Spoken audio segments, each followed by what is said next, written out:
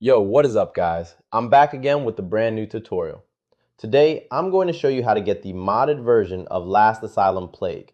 This will basically give you unlimited diamonds and gems in the game, which you can use to purchase anything. And don't worry, it's completely safe. I've been using it for a while now. I have a bunch of options right here, such as free shopping, unlimited diamonds and gems, instant building, and much more. The first thing you want to do is grab your iOS or Android device. I'm using an Android today. Once you're on your device, make sure you already have Last Asylum Plague installed and fully updated.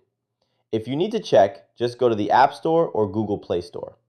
Once that's done, the next step is to simply open your browser and follow my instructions. In the search bar, type unlocker and press install. After the installation is complete, the mod will be installed on your device. Thanks for watching. See you next time.